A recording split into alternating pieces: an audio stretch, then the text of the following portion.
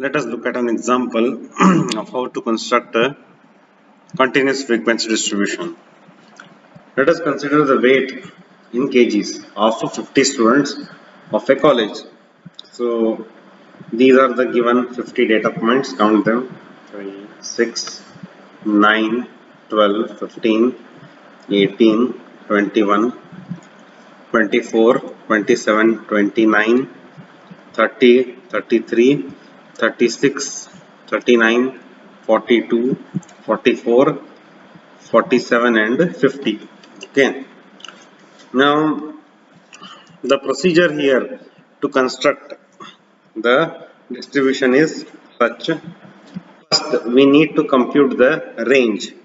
So range is nothing but highest value minus the lowest value.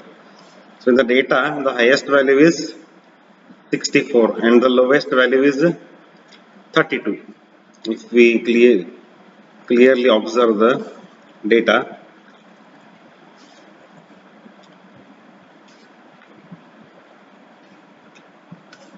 next. So 64 minus 32 gives you 32. So once we have computed the range, we need to decide how many number of classes do we want here. So for that we have a formula called Sturgis rule, Professor Sturgis rule, which goes by number of classes k is equal to 1 plus 3.322 into log of n. Okay. So we have to take the logarithm of the total number of values here. The total number of values here are the entire data is 50. So log of 50, that into 3.322 plus 1. So log of 50 into 3.322 plus 1 would sum up to 6.64, equivalent to 7. So approximately we can have, or we can write 7 class intervals. Okay. So now you have decided how many class intervals to write.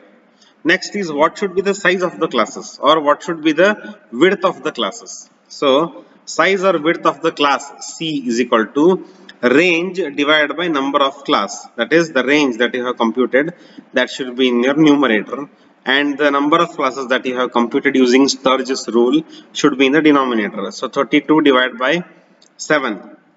So that would be 4.6 or something. Okay, which is approximately equal to 5. So you have to write for this given data, you can write total number of 7, approximately 7 intervals. One may be lesser or more. 7 intervals. Okay, each interval is of width 5. Okay, so the size of the each class is 5. Thus the required continuous frequency distribution is prepared as this. So the lowest value here is in the data, the lowest value is 32, and the highest value is 64.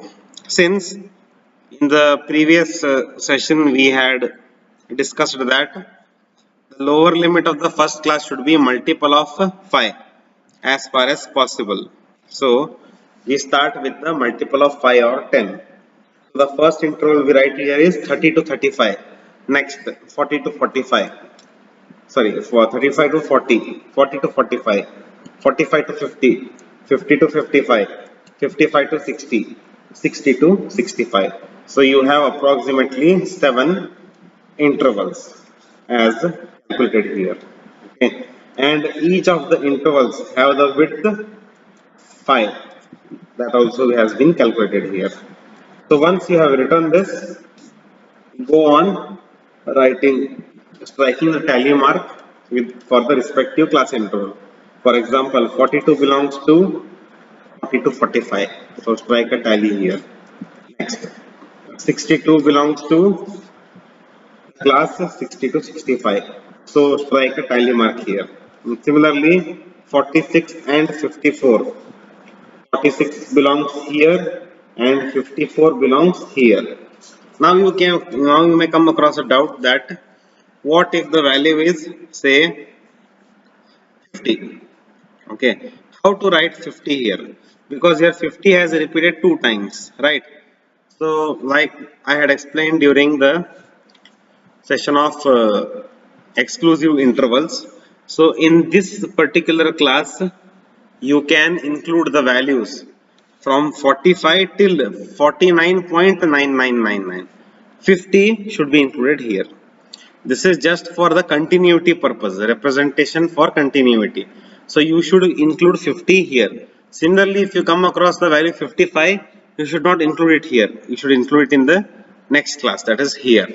Okay.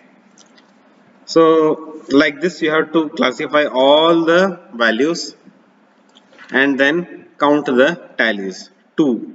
So this is 5 plus 1, 6. This is 5 plus 5, 10. 10 plus 2 bars, 12. So 12. 5 plus 5, 10. 10 plus 4, 14. So that is 14. 6, 6 and 4. So at last the answer is n is equal to 50. So this is how you are constructing a frequency distribution. So first is for any given data, compute the range here, so that you will get an idea of what is the difference between the highest value and the lowest value. Once you have computed the range, now compute the number of classes. 1 plus 3.322 into logarithm of n. Here n refers to the total number of values given. How many values are given there? In this problem, the now total number of values are 50. So log of 50. So 1 plus 3.322 into log of 50.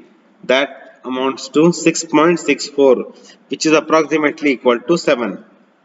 So once you have the number for the number of classes, then you have to decide what should be the width of those classes, size of those classes.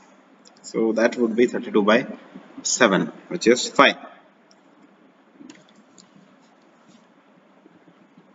So after that, go on constructing the frequency table. Okay. Similarly, we have another example here. Following are the marks obtained by the students in a certain test. Prepare a frequency distribution with an interval of 10 marks each using inclusive class interval. So in the previous class we had exclusive class intervals. Here we have inclusive class interval. So identify the highest and the lowest value here. So the highest value here would be 69 and the lowest value here would be 15. Okay. Next, now, sorry, lowest value is not 15. Lowest value is 12. Sorry, 12. So once you have the highest and the lowest value, okay, so you can go by this procedure. So the difference between highest value and lowest value would be 69 minus 12 would be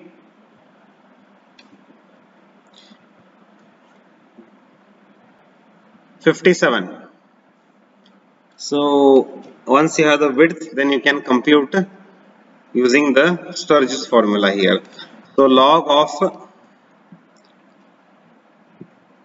30 into 3.322 plus 1. Okay.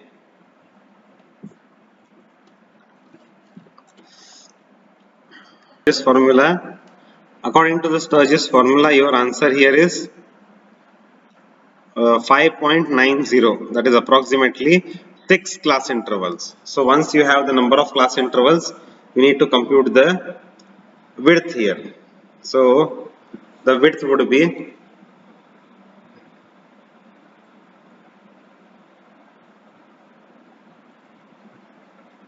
30 divided by 6, that is 5. But you don't need the width here since, sorry, not 30, 57 divided by 5. 57 divided by 5. So it is 11.4. Since they have told you to construct inclusive class intervals, you can go for